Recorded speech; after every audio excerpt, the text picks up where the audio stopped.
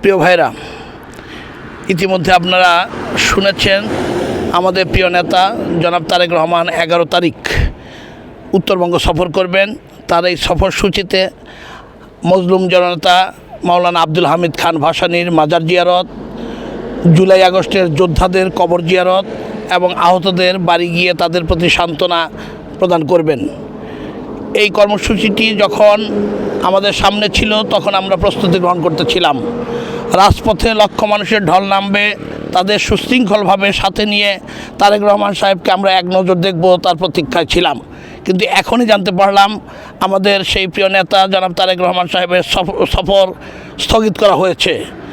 এই স্থগিতের মধ্য দিয়ে মানুষের মনে একটা বেদনার ছাপ পড়েছে। আপনারা দেখেছেন রাত দিন পরিশ্রম করে মানুষের সাথে গণসংযোগ করে তারেক রহমান সাহেবকে কিভাবে স্বাগত জানানো যায় তার সর্বাত্মক প্রস্তুতির কাজ চলছিল। আজকে গভীর রাত্রি পর্যন্ত আমরা সেই কাজটি করে যাচ্ছিলাম, কিন্তু হঠাৎ করে যখন জানলাম তার সফর স্থগিত করা হয়েছে তখন মানুষের মধ্যে একটা বেদনার ছাপ পড়েছে। আমরা বিশ্বাস করি তারেক রহমানের এই আগমন আগামী দিনে মানুষকে উদ্দীপনা জাগাবে দেশ গড়ার কাজে।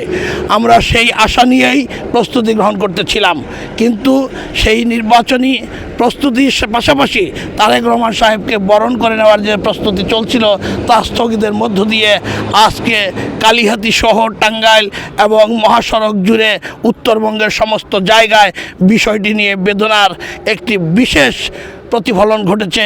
আমরা বিশ্বাস করি অচিরেই তারেক রহমান সাহেব আবার কর্মসূচি দেবেন এবং আমরা তাকে স্বাগত জানাবো। মহাসড়কের পাশে দাঁড়িয়ে সমস্ত মানুষ হাত নেড়ে তাকে সম্ভাষণ জানাবে। সেই প্রস্তুতির কার্যক্রমটি আবার আমরা করতে পারবো, সেটি আমরা বিশ্বাস করি।